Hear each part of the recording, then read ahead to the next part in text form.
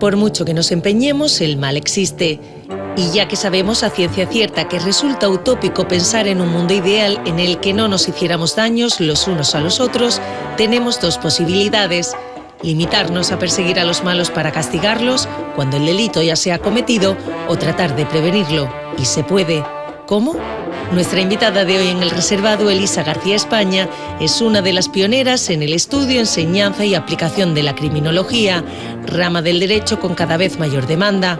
Y no hablamos de esos profesionales que se dedican a buscar huellas en el lugar de los hechos. Catedrática de Derecho Penal de la Universidad de Málaga, García España es una plena convencida de que las destrezas que aporta esta ciencia interdisciplinar pueden ser herramientas vitales para anticiparse al malhechor. Si todas las administraciones pusieran un criminólogo en su vida, sostiene, nos iría mucho mejor, y nos va a explicar por qué. No pierdan detalle.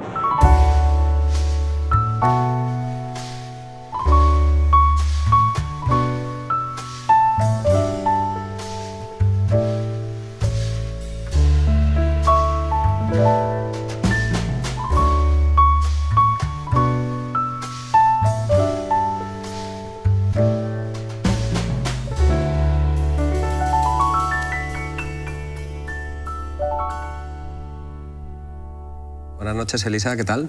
Buenas noches, pues muy bien, encantada de estar aquí. Pues más encantado estoy yo, porque creo que se avecina un reservado más que interesante en el que vamos a hablar, no sé si decir de crónica negra, de crimen, pero lo que es cierto es que tenemos a Elisa García España, una autoridad en el ámbito de la criminología, catedrática de Derecho Penal y Criminología. Y si alguien se cree que vamos a hablar de Grissom o de CSI, creo que se equivoca. Creo que en tus primeras clases como de criminología tenías una imagen de CSI tachada. ¿Es que le tenías alguna manía especial a esa serie o qué? Bueno, no, simplemente por la confusión que se produce a nivel social y también a nivel de nuestros alumnos que llegaban al principio sobre, sobre lo que es la criminología. Entonces se confunde mucho con criminalística, que es el estudio de la escena del crimen, todo lo que es la custodia, la cadena de custodia de las pruebas. Uno piensa en criminólogo y se cree exactamente que va a llegar al lugar del crimen, a buscar huellas, ¿no? Exactamente, el criminólogo es más bien... ¿Qué es un criminólogo, exactamente? Bien, un criminólogo es, digamos, un experto en seguridad pública y privada y especialista en estrategia y técnicas de prevención de la delincuencia. Resumido en una frase, bueno, pues todo lo que se da, todos los conocimientos que nosotros aportamos en 4 años de carrera. Digamos que se ocupa más del previo al crimen que de lo que vemos en estas series que tanto nos gusta, del true crime, ¿no? Del post, ¿no? Bueno, tiene que ver con el previo al delito, evidentemente, porque es la prevención, pero también se produce una prevención posterior al delito, que es para que no haya reincidencia delictiva o victimológica, porque trabajamos también con la víctima. ¿La víctima qué nos dice? La víctima nos dice muchas cosas. Bueno, la víctima nos puede informar de lo que está ocurriendo, no solamente de los hechos que se sufre por la ciudadanía, sino también por la percepción de seguridad que tiene. Y ese sentimiento es muy potente y muy importante de cara a políticas públicas o de cara a ver qué está ocurriendo, ¿no? Entonces hay que trabajar también con ello. ¿Cómo se estudia esa criminología? Bueno, pues hay muchas formas de estudiarla. Sobre todo la criminología es muy empírica, igual que el derecho es más técnico a nivel jurídico, a nivel de legislación. La criminología sale a la calle, hace trabajo de campo, hace encuestas, hace entrevistas, analiza todos los datos que tiene la administración pública, pues con la idea de llegar a conocer realmente qué ocurre en la sociedad. No basta solamente con las denuncias que hay en la policía, porque eso es una punta del iceberg de lo que está ocurriendo, sino pues darle un poquito más de conocimiento profundo a lo que ocurre y sobre todo también a la respuesta que se le da, que muchas veces lo que está oculto detrás de los comportamientos son una errónea respuesta pues por parte bueno, pues de todas las instancias que tienen que ver con la delincuencia, tanto formales como informales. Informales, familias, colegios, servicios sociales, y formales, por ejemplo, policías, jueces, ámbito penitenciario. Todo eso lo trabaja un criminólogo. Y si yo quiero ser criminólogo, o si mis hijos quisieran ser criminólogos, ¿qué tendrían que estudiar? Pues tendrían que estudiar el grado de criminología, que son 4 años, como cualquier otro grado universitario, y luego una especialización de máster, porque es verdad que con 4 años no es suficiente para abordar todos los conocimientos que hay en criminología, entonces la especialidad es importante luego. ¿Y cómo es ese alumnado que tienes en criminología, aquí en Málaga sobre todo, pero también hablo a nivel general? ¿Quiénes son, cuál es el perfil de estudiante? Entiendo que habrá policías seguramente, pero ¿qué otro tipo de personas son las que se interesan por estudiar criminología? Tenemos dos perfiles, o bueno, tenemos muchos perfiles, ¿no? Pero así más genérico, pues tenemos el alumno que se enamora un poco, que tiene una idea romántica de trabajar por el delincuente, en esa idea de resocializarlo o evitar que los jóvenes entren en la delincuencia, que es una visión social de la criminología en la que yo trabajo especialmente. Y luego tenemos también un perfil también muy apropiado, que es el de los jóvenes que quieren hacer la oposición a policía. En un momento anterior, pues estos jóvenes solían hacer derecho porque parte de las materias de derecho entran en sus oposiciones, pero esas materias de derecho se dan también en criminología, pues unidas a estudios sobre cosas mucho más complejas, ¿no? Que tienen que ver con antropología, sociología, criminología en general, de prevención del delito, de victimología, teorías criminológicas, etc. Entonces yo creo que para los futuros policías es una carrera muy apropiada y que le da muchísimo empaque a ellos. ¿Está mejor formada la policía desde que existe el grado de criminología? Yo diría que sí, que vamos a tener policías con mucho más conocimiento de por qué se produce la delincuencia y cómo pueden ellos intervenir, y saber que ellos solamente son un pilar de los 7 pilares de prevención del delito que hay. Entonces, cuando ellos tienen ese conocimiento tan amplio, pues se dan cuenta de que no solamente la policía es la que interviene ahí. Has dicho un pilar de los 7 que hay. Sí. ¿Nos los citas? Sí, bueno, tenemos algunos que no funcionan tanto, pero que son muy populares, como es la disuasión general o especial, que es la ley penal a la que todo el mundo está acostumbrado a recurrir cuando hay un problema, y a los políticos les resulta muy sencillo, porque simplemente aprobar una ley y bueno, en España con dificultad se suelen ejecutar esas leyes después, o no se prevé económicamente cómo ejecutarla. Entonces, tenemos la disuasión general, disuasión especial, la incapacitación, que es la prisión, que es muy popular también, pero tampoco bueno, tiene también sus problemas. La reinserción posterior, que tendría es postpenitenciario y también tiene su trabajo. Y luego tenían la prevención temprana, la prevención comunitaria y la prevención situacional, y los modelos policiales. Entonces tenemos como muchos elementos en donde hay que algunos funcionan mejor que otros, o se complementan, o hay que complementar. Pilares que son fundamentales en la labor de un criminólogo. Sobre todo estos últimos que has dicho. Entiendo que todos, sí, pero todos estos ellos. Últimos también. Son estudios con mucha demanda en Málaga desde que se pusieron en marcha hace ya una década, ¿no? Sí, son muy demandados a nivel. Es muy curioso porque es verdad que tenemos muchísimas universidades españolas han puesto en marcha el grado de criminología. Y hay muchísima demanda por parte de los alumnos en estudiar esta carrera, ¿no? Es verdad que en las primeras promociones quizá había un poco de más demanda, no ha dejado de tenerla, pero sí, se demanda bastante, a pesar de las dificultades que tenemos para la inserción laboral de estos. Vamos a entrar en eso. Quizás esa sobredemanda inicial venía dada un poco por esa percepción errónea que hay sobre qué es la criminología, ¿no? Bueno, la inicial nada más. Inicial, me refiero. Sí, porque las demás promociones los chicos saben a qué vienen, y muchos orientadores, muchos institutos a los que vamos también a trabajar con ellos saben ya lo que es la criminología. Pero es verdad que existe interés, ¿no? por trabajar, por conocer ese mundo, ¿no? de la delincuencia, el por qué se produce, cuáles son las causas, cómo se puede trabajar ahí. Entonces es un mundo que interesa mucho, pero que el mercado laboral, a pesar de que está necesitado de estos profesionales, no es consciente de la necesidad que tiene. También por esa concepción errónea, ¿puede ser? Por supuesto, por esa concepción errónea, y porque, bueno, pues en muchas ocasiones el tema de la delincuencia, todo el mundo parece que sabe qué hacer con la delincuencia. Y entonces no se atiende. Es como si tuviéramos que operar a corazón abierto y cualquiera que pasa por la calle se atreviera a abrir, ¿no? Una operación a corazón abierto e intervenir.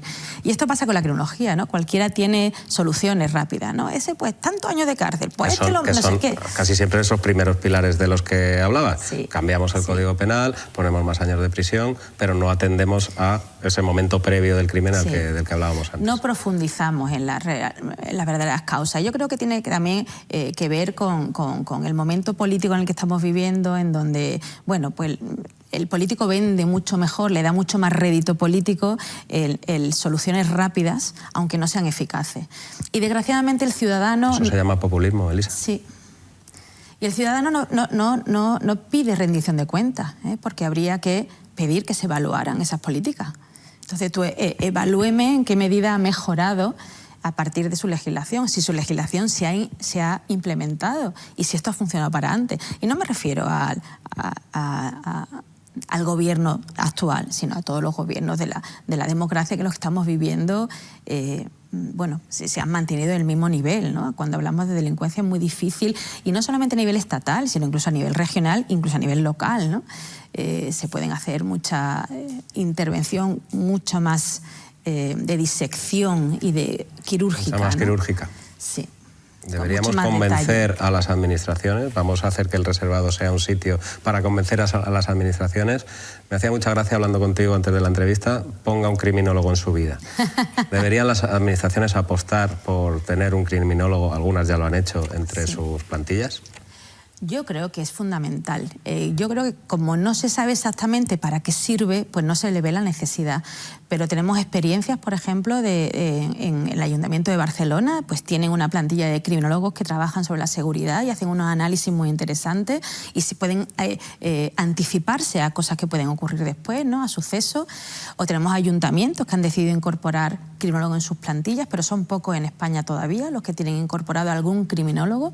Pero a mí me parece que, por ejemplo, la Delegación de Educación podría tener algunos provincial, ¿no? Algunos criminólogos en su plantilla, el ayuntamiento, por supuesto, también, pues para coordinar políticas de seguridad y políticas de servicios sociales y sobre todo afinar en cuál puede ser la intervención más adecuada, ¿no? Porque a veces, bueno, pues se dice, vamos a hacer tal cosa, pero no tiene a lo mejor un soporte teórico, no se conoce bien cuáles son las consecuencias, después son políticas que no se evalúan para saber si están funcionando o no, se dejan en muchas ocasiones en manos del tercer sector, lo cual está muy bien, pero sería muy bueno que estuviera de alguna manera orientado y supervisado por expertos, ¿no? Y si están en el ámbito del ayuntamiento, mucho mejor, ¿no? Porque en aquellos ámbitos, y te hablo de ámbitos locales, que me parece muy interesante poner en marcha este tipo de cosas, en aquellos ámbitos donde sí se ha puesto en marcha, donde sí se ha contratado una plantilla de criminólogos, ¿cómo podrías citar los principales resultados que ya se hayan dado?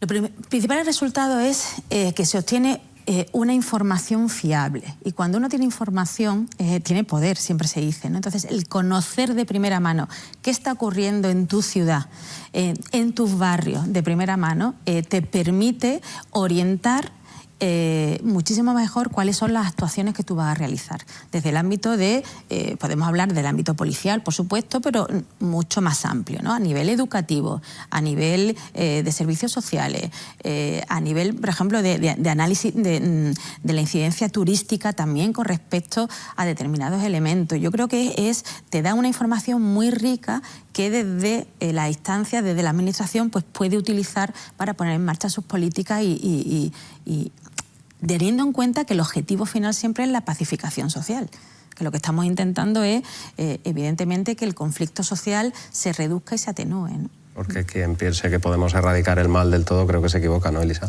Se equivoca. Cuando hablamos los criminólogos, es verdad que existe un mal del cual no lo vamos a poder erradicar y luego hay otro mal, pero que tiene que ver más con elementos del contexto social en el que existe, que eliminándolo ese mal desaparecería. Entonces, más consecuencia del contexto, aunque evidentemente el mal siempre va a haber tolerancia, o sea, no puede haber cero delincuencia, es imposible porque el ser humano tiene una condición y tiene su propia parte de libertad con la cual no podemos luchar, digamos, no podemos erradicar, ¿no? ¿Cualquiera de nosotros puede ser un criminal en un momento dado? Hay teorías, como la teoría de la oportunidad, que dicen que sí, que todos podemos ser potenciales delincuentes en función del momento en el que vivamos y las oportunidades que tengamos delante para delinquir. Entonces, bueno, pues ahí casos que conocemos, ¿no?, claramente, por ejemplo, pues, no sé, de famosos que han delinquido teniéndolo todo, ¿no?, teniendo educación, teniendo muchísima riqueza, teniendo, bueno, ¿por qué delinquen?, ¿no? Entonces ahí te encuentras un poco se explica por la teoría de la oportunidad y verse inmerso en ese contexto. Por eso muchas veces se habla de la necesidad de transparencia, porque siempre todo lo que tiene que ver con la transparencia evita mucho la oportunidad del delito. ¿Por qué?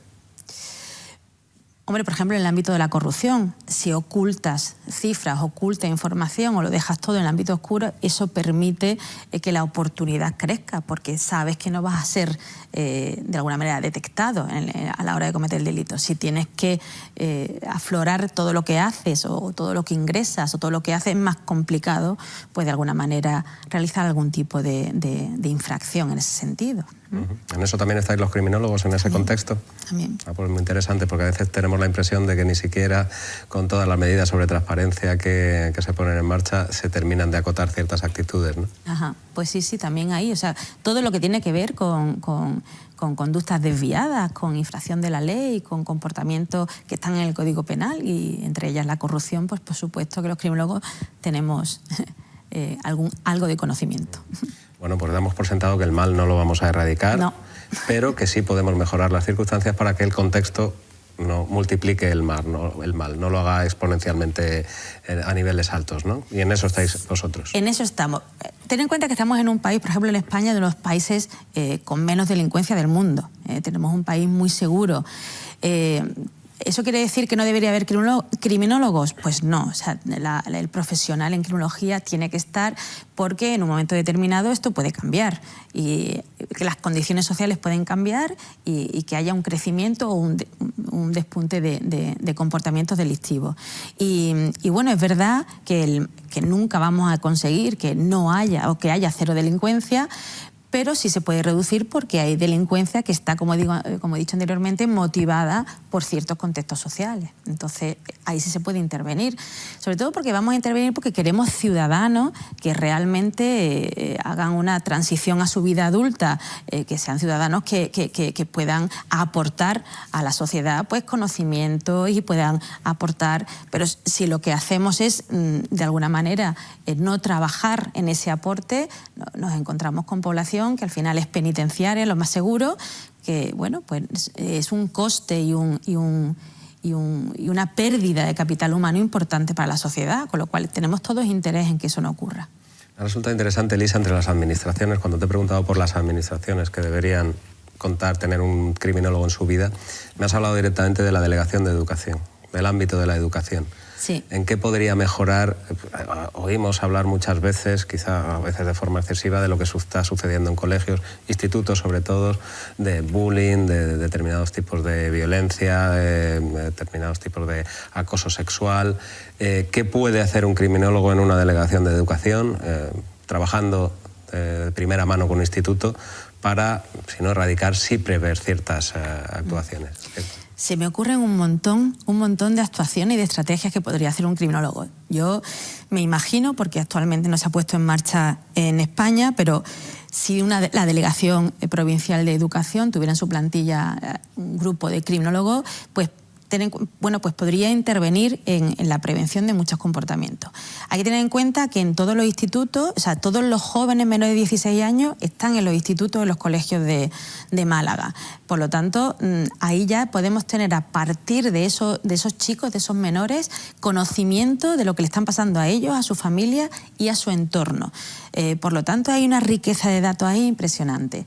En Estados Unidos se suele hacer de forma anual una encuesta de autodenuncia que se llama, que es para saber los chicos cuáles son sus comportamientos infractores.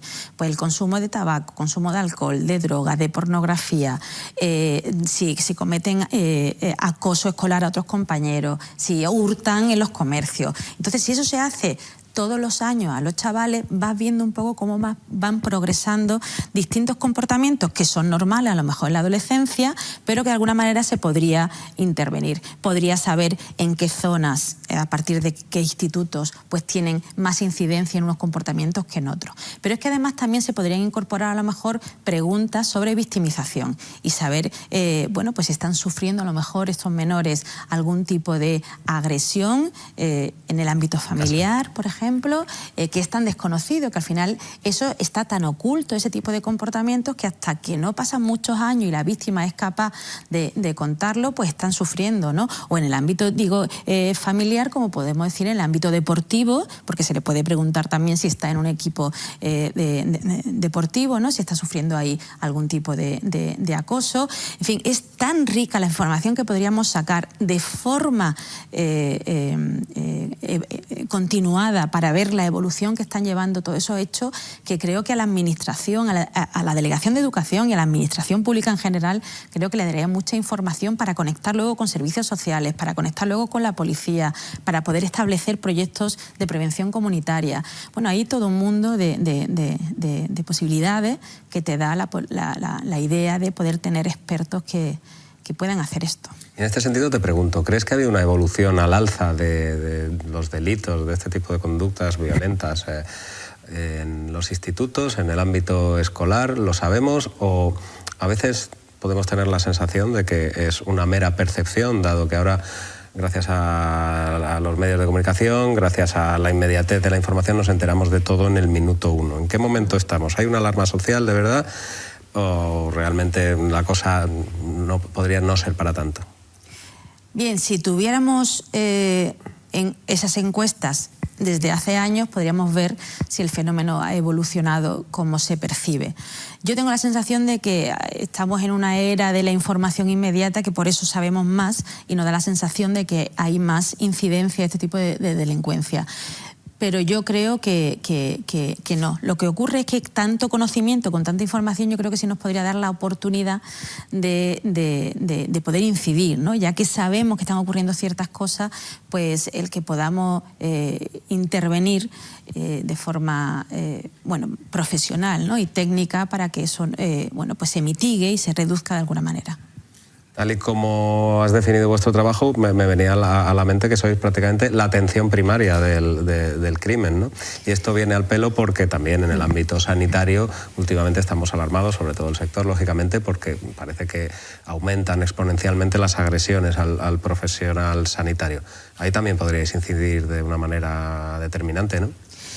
Sí, cuando yo escucho noticias sobre las agresiones que están sufriendo los médicos o los sanitarios en general y oigo que la respuesta a lo mejor de sindicatos o de otras entidades es poner mayor seguridad privada o policial, pues me entristece, porque creo que podría haber estrategias también interesantes para evitar que se produjeran esas agresiones en cierto ámbito. Tienen que ver mucho también con trabajar en esos sectores concretos, en esos centros de salud, por ejemplo, en esas barriadas, con la legitimidad que se le otorga a los sanitarios en ese momento. Entonces hay otra serie de técnicas y de intervenciones de prevención más lentas, ¿vale? Más lentas, que esto es lo que le preocupa quizá a los políticos, que quieren soluciones como más inmediatas, más lentas, que te permiten, ¿no?, trabajar con la población y con los propios profesionales para evitar este tipo de comportamientos. Porque dictar en una ley que un médico o un profesor es autoridad como tal solo no sirve, ¿no?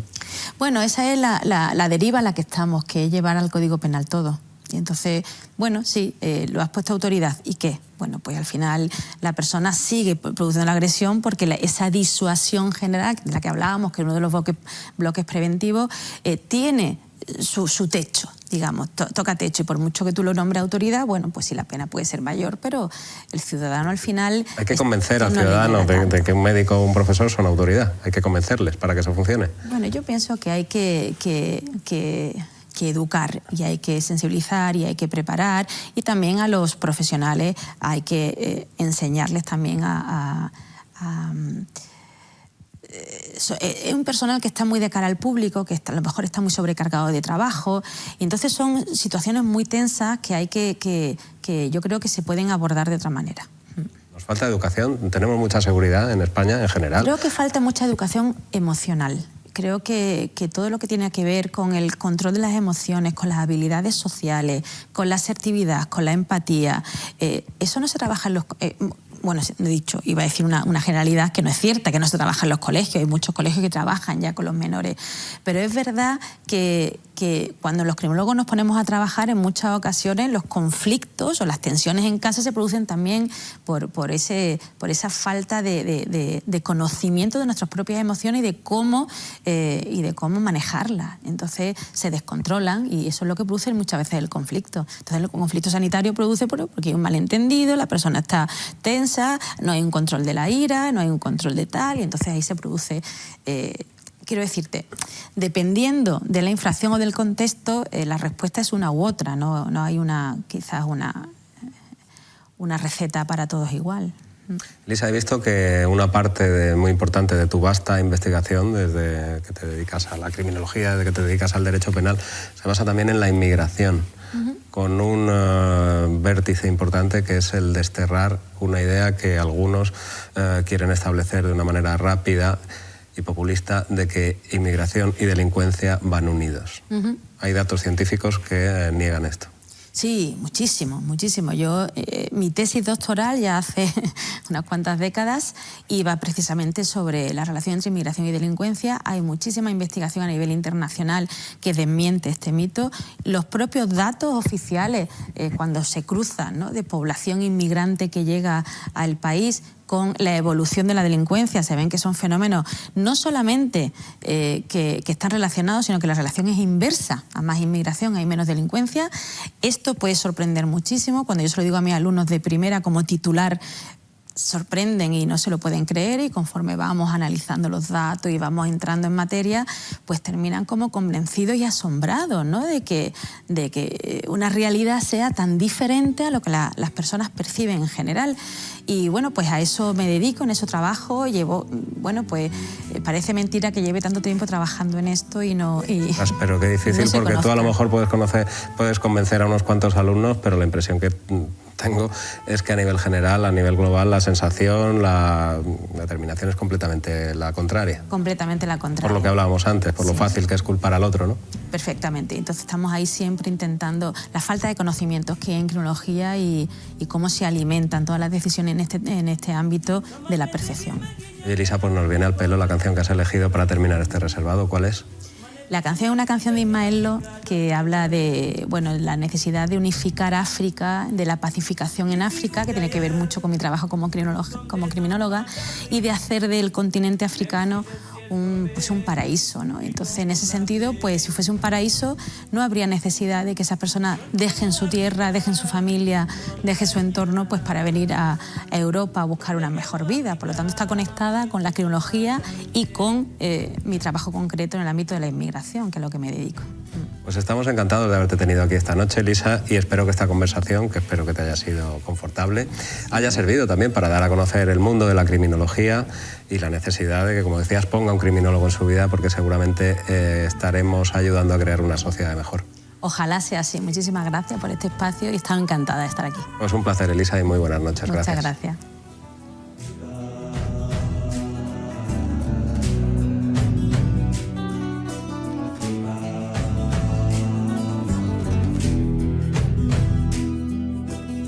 Yo mi nekk bitim réew man mi loo maa ngi lay ñaan ak loo ko mën ta am ak loo ko mën ci mel bul fàtte Africa. Ici ou ailleurs, la paix crie du bonheur. Même si le ciel pleurait, luttons pour nos frères.